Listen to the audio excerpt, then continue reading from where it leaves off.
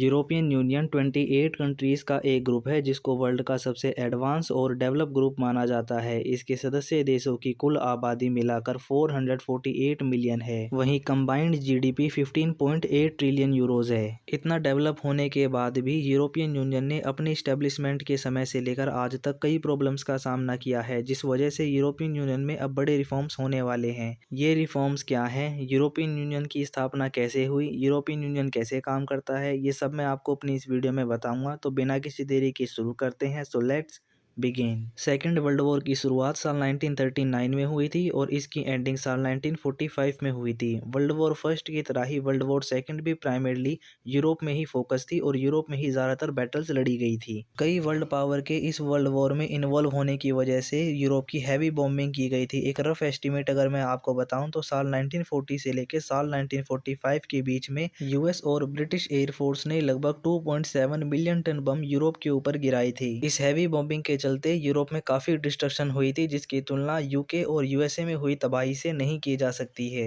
World war 2 की ending के बाद यूके और यूएसए ने यह डिसाइड किया कि हमें नए सिरे से यूरोप को इंटीग्रेट करना होगा ताकि यूरोप में दोबारा इस तरीके की तबाही कभी देखने को ना मिले। यूरोप को एक यूनियन के रूप में फॉर्म करने के लिए सेकंड रिस्पॉन्सिबल रीजन था सोशलिस्ट आइडियोलॉजी का ईस्टर्न यूरोप में होना। ईस्टर्न यूरोप में यूएसएसआर का इन्फ्लुएंस था, जिसकी वजह से वहाँ पे कई जगह सोशलिस्ट गवर्नमेंट फॉर्म हुई थी। यूएसए और यूके जो कि कैपिटलिस्ट इकोनॉमी थे, ये बात अच्छे से जानते थे कि उन्हें यूएसएसआर के इन्फ्लुएंस को टैकल करना है। क्योंकि वर्ल्ड वॉर 2 में यूके की हैवी बॉम्बिंग हुई थी और यूके अपनी रॉयल नेवी का एक बड़ा पोर्शन खो चुका था, इसलिए यूरोप में इन्फ्लुएंस को लेकर लड़ी गई ये लड़ाई यूएसए और यूएसएसआर के बीच लड़ी गई थी। एक तरफ जहां यूएसएसआर ने ईस्टर्न यूरोप में आयरन कर्टेन के थ्रू अपनी पोजीशन को स्ट्रॉन्ग कर लिया था, वहीं दूसरी तरफ यूएसए ने डिसाइड किया कि वो ग्रांट के थ्रू यूरोप में अपना इन्फ्लुएंस बढ़ाएंगे। ऐसा करने के पीछे दो मेन कारण थे। पहला, वर्ल्ड वॉर 2 में इन्वॉल्व सभी कंट्रियों से दूर अमेरिका अटलांटिक ओशन को पार करके अमेरिकन कॉन्टिनेंट में था। इस वजह से ऑनगोइंग वॉर के दौरान हैवी बॉम्बिंग तो छोड़िए, मेनलैंड अमेरिका की ना के बराबर ही बॉम्बिंग हो पाई थी। कुछ अटलांटिक ओशंस में नाजी जर्मनी की यू बोट्स ने ही अमेरिका को परेशान किया था। दूसरा रीजन था अमेरिका की एम्यूनेशन इंडस्ट्री ने यूरोप को वेपन्स की सप्लाई करके भारी मुनाफा कमाया था। साथ ही में अमेरिका के बैंक्स ने सस्ती दरों पर यूरोपियन कंट्रीज को लोन प्रोवाइड किया था।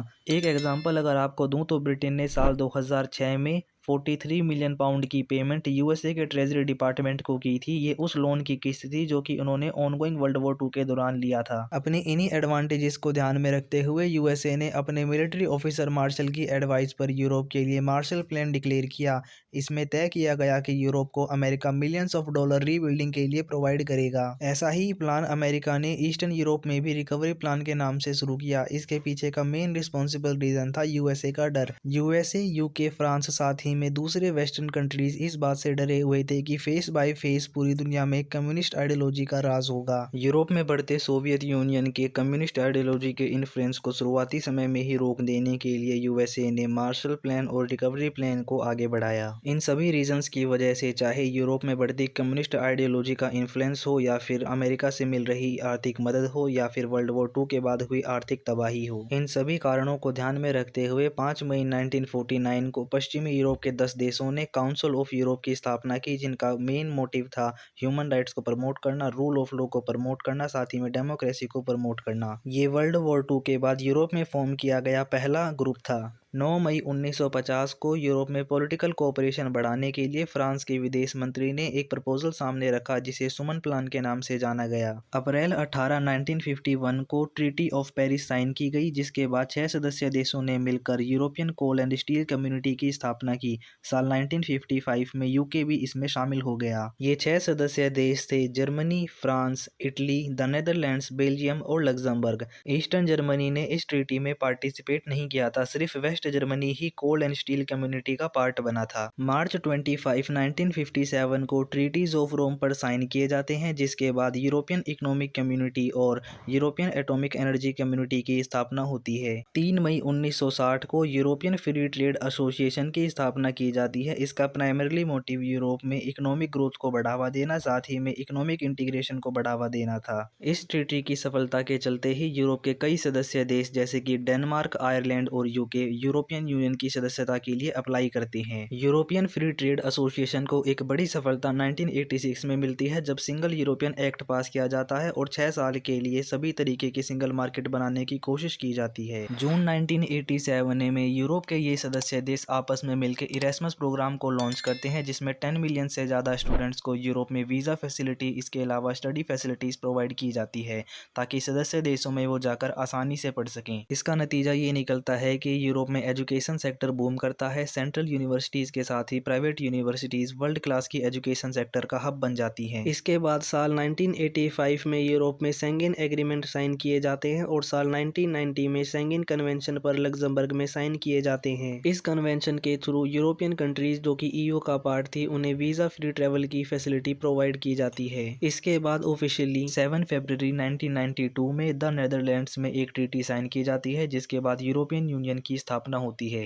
सभी सदस्य देश फॉरेन और सिक्योरिटी पॉलिसीज, इसके अलावा फ्री ट्रेड, इसके अलावा डेमोक्रेसी, ऐसे कई मुद्दों पर अपनी सहमति देते हैं। वर्ल्ड वॉर 2 में आई तबाही के बाद थोड़े ही समय में यूरोपियन यूनियन के सदस्य देशों के बीच हुई इस कोऑपरेशन से आई डेवलपमेंट को देखते हुए फिनलैंड, ऑस्ट्रिया और स्वीडन भी ईयू की मेंबरशिप के लिए अप्लाई करते हैं। शेंगेन एरिया की फाउंडेशन की तरह ही एक बड़ी अचीवमेंट ईयू को साल 2002 में मिलती है, जब ज़्यादातर सदस्य देश ईयू में यूरो के इस्तेमाल को लेकर एग्री कर लेते हैं। आपको बता दूं कि यूरो का इस्तेमाल 1999 में ही शुरू हो गया था, हालांकि तब इसको इनविजिबल करेंसी के रूप में इस्तेमाल किया जाता था। बेसिकली इसको सिर्फ अकाउंटिंग के पर्पस से और इलेक्ट्रॉनिक पेमेंट्स के लिए ही इस्तेमाल किया जाता था।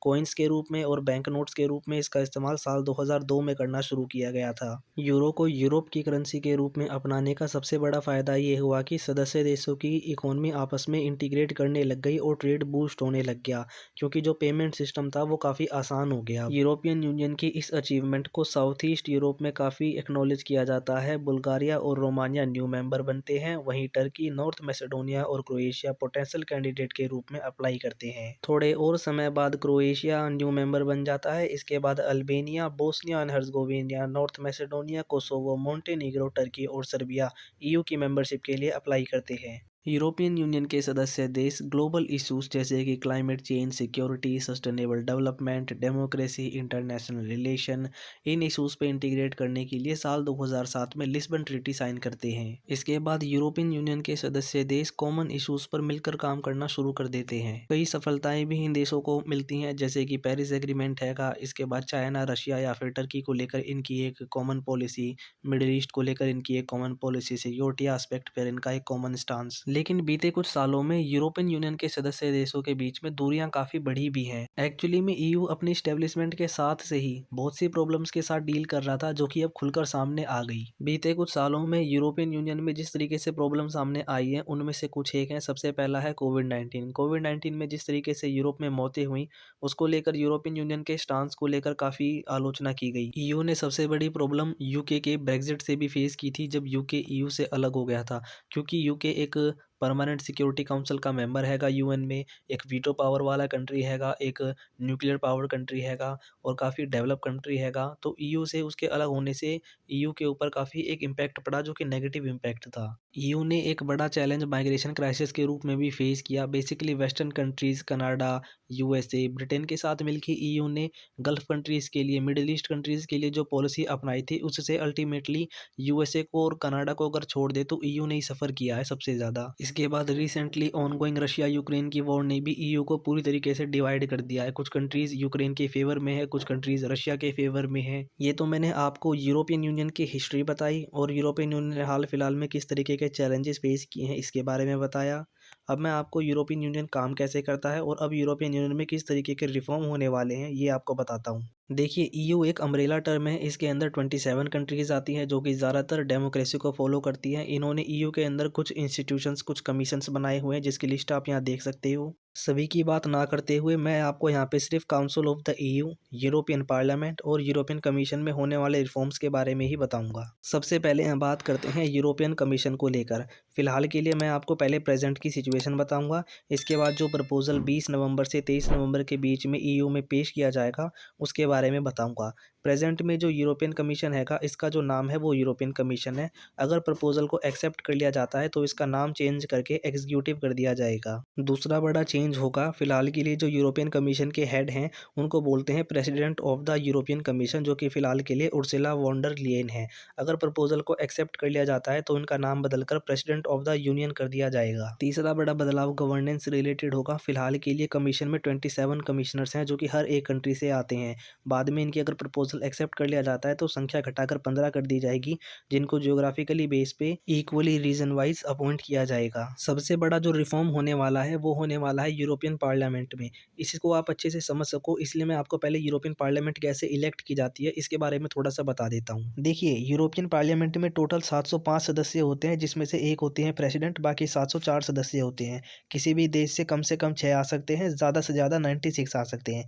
किस देश से कितने आते हैं आपको ये बता देता हूँ। इस इमेज में आप देख सकते हो कि पॉपुलेशन को बेस बनाकर ईयू के मेंबर कंट्रीज के बीच में मेंबर ऑफ यूरोपियन पार्लियामेंट्स की सदस्य संख्या को डिवाइड किया गया है। अब होता क्या है, इन सीटों पर रिस्पेक्टिव कंट्रीज में इलेक्शन होते हैं, पार्टियां इलेक्शन जीतती हैं और अपने कैंडिडेट को यूरोपियन पार्लियामेंट में भेजती हैं। यहाँ पर आपने एक बात नोटिस कर ली होगी कि यूरोपियन पार्लियामेंट डेमोक्रेटिक है कि इसके सदस्य लोगों द्वारा चुनकर भेजे जाते हैं। लेकिन सबसे बड़ी प्रॉब्लम ये है कि ईयू की जो ये पार्लियामेंट हैगी ये नए लॉज को नहीं बना सकती। लॉज को बनाने का जो राइट हैगा वो यूरोपियन कमीशन के पास है, जिसके जो इलेक्शन है वो इनडायरेक्ट वे में होते हैं, जो कि अगर प्रपोजल को एक्सेप्ट कर लिया जाता है 23 नवंबर के बाद तो ऐसा चेंज होने वाला है हमेशा के लिए, क्योंकि अब यूरोपियन पार्लियामेंट के पास नए लॉज को फॉर्म करने का जो राइट है वो आ जाएगा।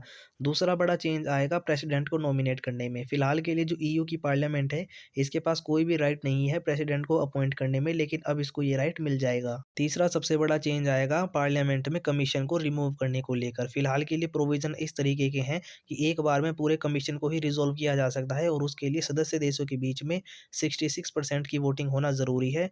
बेसिकली 66% जो वोटिंग है वो फेवर में होनी चाहिए, उसके बाद ये ऐसा किया जा सकता है। लेकिन नए प्रपोजल के बाद क्या होगा, पर्टिकुलर एक कमिश्नर को भी हटाया जा सकेगा और उसके लिए सिंपल 50% की मेजॉरिटी ही चाहिए होगी। तीसरा सबसे बड़ा बदलाव जो आने वाला है वो है काउंसिल ऑफ द ईयू में। फिलहाल के लिए काउंसिल ऑफ द ईयू में 27 मेंबर्स हैं, जिनके हर एक मेंबर के पास वीटो पावर है। फिलहाल के लिए प्रोविजन इस तरीके के हैंगे कि अगर किसी एक इशू को लेकर डिबेट हो रही है या फिर वोटिंग हो रही है और वीटो कंट्री वाला कोई भी एक सदस्य है, क्योंकि सभी के पास वीटो है वैसे तो, अगर वो अपनी वीटो पावर का इस्तेमाल करता है तो उस वीटो पावर के थ्रू उस इशू को डिसॉल्व करवा दिया जाता है। इसका एग्जांपल देता हूँ आपको। साल 2022 में यूक्रेन को ईयू ने डिसाइड किया कि हम $18 बिलियन असिस्टेंस के रूप में देंगे, लेकिन ईयू के इस प्रस्ताव को हंगरी ने रुकवा दिया। ठीक ऐसे ही वीटो पावर का यूज ऑस्ट्रिया ने किया जब रोमानिया को उसने शेंगेन एरिया में शामिल होने से रोकने की कोशिश की। पिछले ही महीने रोमानिया ने अपना रिवेंज पूरा किया जब नाटो पार्टिसिपेंट कंट्रीज की एक मीटिंग में ऑस्ट्रिया को इनवाइट किया गया तो रोमानिया ने उसे ब्लॉक कर दिया। जो प्रपोजल प्रपोज किया गया है अगर उसको अपना लिया जाता है तो अब पर्टिकुलर कंट्री से वीटो पावर ले ली जाएगी और उसके बिहाफ पे QMV के सिस्टम को अपनाया जाएगा। इसमें क्या होगा, बेसिकली अगर आपको किसी टॉपिक को रद्द करवाना है, आप नहीं चाहते कि उस पर वोटिंग हो, वो पास हो, तो ऐसा करने के लिए आपके साथ में 55% मेंबर का समर्थन होना चाहिए, जो कि 65% यूरोपियन पॉपुलेशन को कवर करते हैं। अगला सबसे बड़ा बदलाव ईयू में जो आने वाला है वो है रिस्पॉन्सिबिलिटीज से रिलेटेड। फिलहाल के लिए आपको जो प्रोविजन है उसके बारे में बता देता हूँ। इंडिया जैसी कंट्रीज में क्या है, लिस्ट को डिवाइड किया गया है, बेसिकली टॉपिक्स को डिवाइड किया गया है। एक होती है आपकी स्टेट लिस्ट, दूसरी होती है यूनियन लिस्ट, तीसरी होती है आपकी कॉन्कर्ड लिस्ट। एक पर सिर्फ स्टेट लॉ बना सकता है, दूसरी पर सिर्फ सेंट्रल लॉ बना सकता है, तीसरी पर दोनों मिलकर लॉज बनाते हैं। ठीक ऐसे ही प्रोविजंस रिस्पॉन्सिबिलिटी को बांटकर ईयू में भी किए गए हैं। अब इन टॉपिक्स की रिस्पॉन्सिबिलिटी को लेकर एक बड़ा बदलाव होने वाला है। फिलहाल के लिए जो प्रोविजन है मैं आपको वो बता देता हूँ और जो प्रपोजल में प्रोविजन किए गए हैं उनके बारे में आपको बता देता हूँ। फिलहाल के लिए जो सपोर्टिंग राइट्स हैं, जो सपोर्टिंग टॉपिक्स हैं, जैसे कि जिनके ऊपर सिर्फ ईयू का एक पर्टिकुलर कंट्री ही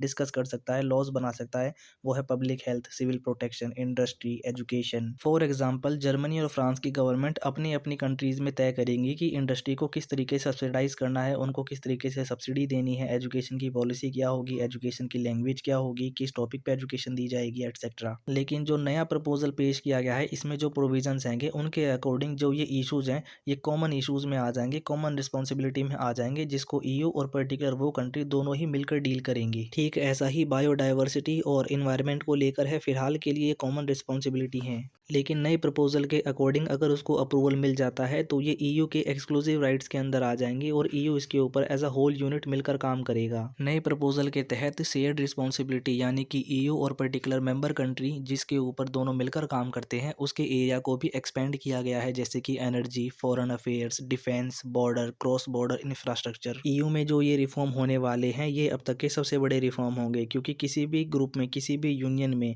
जो टॉपिक के जो इंटरेस्ट हैं, जो रिस्पॉन्सिबिलिटी है, उनको जिस तरीके से डिवाइड किया जाता है वो ही उस ग्रुप का, उस यूनियन का बेस होती हैं। देखिए ईयू का जो ये रिफॉर्म हैगा ये आसान नहीं होने वाला। फिलहाल के लिए सबसे पहले इसको पार्लियामेंट में जाना होगा जहाँ पे इसको सिंपल मेजोरिटी चाहिए। इसके बाद यूरोपियन काउंसिल से इसको सिंपल मेजोरिटी चाहिए। लेकिन इसके बाद सबसे मेन इशू आने वाला है, वो है कंसेंसस। इन रिफॉर्म्स को लागू करने के लिए सबसे ज़्यादा ज़रूरी ये है कि जितने भी सदस्य देश ईयू के पार्टिसिपेंट्स हैंगे उनके बीच में एक यूनिटी हो, इस इशू को लेकर वो सभी एक हों, उसके बाद ही इसको अप्लाई किया जा सकेगा। और फिलहाल के लिए ऐसा होता दिखाई नहीं दे रहा, क्योंकि 10 से ज़्यादा देशों ने ऑलरेडी ही इन रिफॉर्म्स के खिलाफ अपनी आवाज़ उठाई है। देखिए ये देखना काफ़ी इंटरेस्टिंग होगा कि ईयू ने जो भी प्रॉब्लम्स फेस की हैं, चाहे वो यूएसए पे डिपेंडेंसी हो, रशिया चाइना के साथ रिलेशन हो, डिफेंस या सिक्योरिटी को लेकर उनका एस्पेक्ट हो, इन इशूज़ को लेकर पर्टिकुलर कंट्रीज़ की पॉपुलेशन का क्या स्टांस है। देखिए ये देखना काफ़ी दिलचस्प होगा कि ईयू ने जो भी प्रॉब्लम्स फेस की हैं उसके शॉर्ट आउट के रूप में वो इस प्रपोजल को किस तरीके से देखती हैं और किस तरीके से इस प्रपोजल को अपनी सहमति देती हैं। फिलहाल के लिए ये है इस वीडियो का एंड। अगर आपको वीडियो अच्छी लगी है तो वीडियो को लाइक कीजिए, अपने फ्रेंड्स के साथ शेयर कीजिए, मेरे चैनल को सब्सक्राइब कीजिए। See you in next one, till then have fun.